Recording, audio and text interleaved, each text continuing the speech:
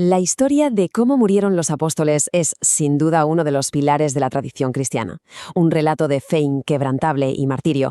Pero, a ver, si rascamos un poco y separamos lo que es la historia pura y dura de lo que es la leyenda, nos encontramos con una verdad mucho más compleja y, la verdad, mucho más fascinante. Y esta es la gran pregunta que lo empieza todo.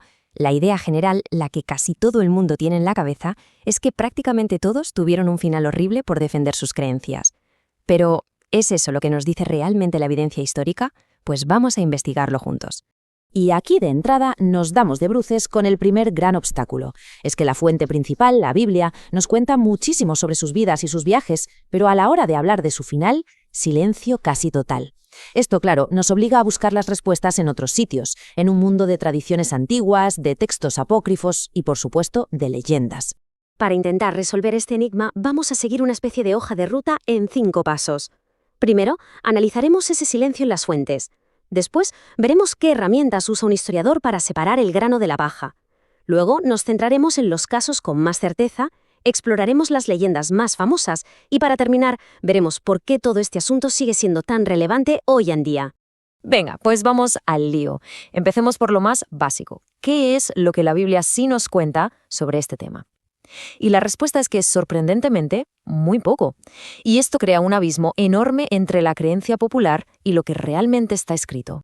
Pues agarraos, porque de los 12 apóstoles originales, más Matías, que sustituyó a Judas, y sumando también al apóstol Pablo, el Nuevo Testamento solo nos cuenta explícitamente cómo murieron 2. Solo 2. Es increíble, ¿verdad? Esos 2 son, por un lado, Santiago, que de hecho fue el primer mártir de todo el grupo apostólico, ejecutado en Jerusalén. Y por otro, claro, Judas Iscariote, cuyo final es un acto de remordimiento tras su traición. El destino de todos los demás queda completamente fuera del relato bíblico, así que no nos queda otra que ponernos el sombrero de detectives de la historia.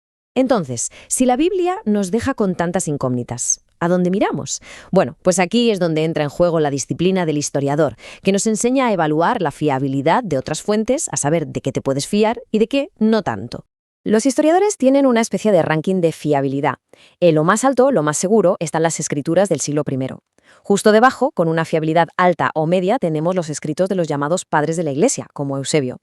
Bajando bastante en la escala están los hechos apócrifos, que son un poco como novelas de la época, con algo de verdad histórica en el fondo. Y ya en la base de la pirámide, las tradiciones locales que surgieron muchos siglos después. Vamos a usar este filtro para analizarlo todo. Y ojo, antes de seguir, un detalle crucial para entender todo esto. La palabra mártir viene del griego martis, que no significaba otra cosa que testigo. Para aquellos primeros cristianos, la muerte no era una derrota, que va, era el acto final, el testimonio más potente que podían dar sobre aquello que habían visto y en lo que creían. Muy bien, pues ahora que ya tenemos claras las herramientas, vamos a aplicarlas a los casos que cuentan con la evidencia más sólida, la más antigua. Las muertes de Pedro y Pablo en Roma son, de lejos, las mejor documentadas. Y aquí hay un detalle fascinante. Su estatus legal fue lo que determinó cómo murieron. Pedro, al no ser ciudadano romano, fue condenado a la crucifixión. La tradición, además, cuenta que pidió que fuera cabeza abajo, por no sentirse digno de morir igual que Jesús. Pablo, en cambio, como ciudadano romano, tenía derecho a una muerte más rápida, la decapitación. Y en el caso de Pedro, la cosa va incluso más allá. La historia tiene un respaldo arqueológico que es una pasada. Resulta que en el siglo XX, durante unas excavaciones bajo la mismísima Basílica de San Pedro, se encontró una tumba del siglo I que muchísimos expertos creen que es la del apóstol. Es un anclaje físico que le da un peso tremendo a siglos de tradición. Y luego, por supuesto, tenemos la gran excepción que confirma la regla, el apóstol Juan. Aunque hay tradiciones que cuentan que sobrevivió a varios intentos de martirio, como ser lanzado a una caldera de aceite hirviendo, el consenso es total en que murió de viejo, tranquilamente, en Éfeso. Es el único que se escapa a la regla del martirio. Bueno, pues a partir de aquí nos adentramos en un terreno mucho más resbaladizo, un lugar donde la historia se empieza a mezclar con la leyenda y donde los relatos, la verdad, se vuelven bastante más gráficos y espectaculares. Pensemos, por ejemplo, en Andrés, el hermano de Pedro. La leyenda de su crucifixión en una cruz en forma de X es tan potente que esa cruz se ha convertido en un símbolo nacional, está en la bandera de Escocia. Se cuenta que, al estar atado y no clavado, tardó 2 días en morir, tiempo durante el cual no dejó de predicar. Pero si hablamos de martirios terribles, el de Bartolomé quizá se lleva la palma. La tradición dice que fue desollado vivo antes de ser decapitado. Una imagen tan brutal, tan potente, que el propio Miguel Ángel la inmortalizó en el juicio final de la Capilla Sixtina, donde se ve al santo sosteniendo su propia piel. La historia de Tomás es un caso muy interesante porque vemos cómo una leyenda conecta con una realidad sociológica.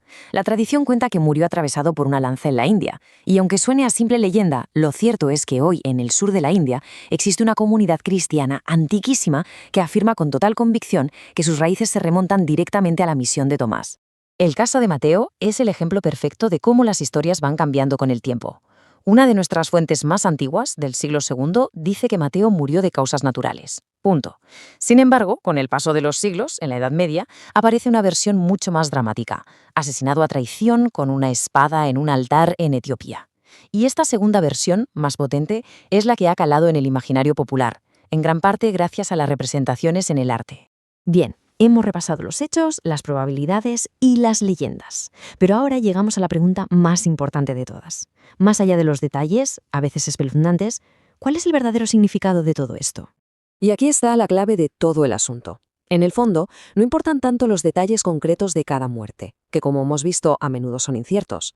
Lo que de verdad importa, tanto para los primeros cristianos como para los historiadores de hoy, es el por qué. ¿Por qué estaban dispuestos a morir así? Esta cita del historiador Michael Licona lo resume a la perfección. La disposición de los apóstoles a sufrir persecución y a morir es un indicador potentísimo de que su creencia era sincera. No estaban defendiendo una idea de oídas, estaban defendiendo algo que estaban absolutamente convencidos de haber visto con sus propios ojos. Pensemos en los hechos históricos que son innegables. Eran testigos presenciales. Sus convicciones venían de su propia experiencia, no de terceros. Se pusieron en peligro a sabiendas al predicar su mensaje. Sufrieron persecución, cárcel, torturas. Y lo más importante, no existe ni un solo registro, ni una sola tradición que sugiera que alguno de ellos renegó de su testimonio para salvar la vida. Ni uno. Y este es quizá el argumento más contundente. Normalmente, la gente miente para obtener un beneficio: dinero, poder, estatus. Pero los apóstoles, con su mensaje, ¿qué ganaron? Exactamente lo contrario. Lo que obtuvieron fue persecución, y para muchos de ellos, una muerte violenta. Así que al final, aunque la niebla de la historia haya ocultado para siempre los detalles exactos de cómo murió cada apóstol, lo que sí ha sobrevivido, lo que la historia sí preserva, es la increíble fuerza de su convicción. Y esto nos deja con una pregunta final para reflexionar. ¿Qué aspecto tiene una creencia por la que de verdad vale la pena morir?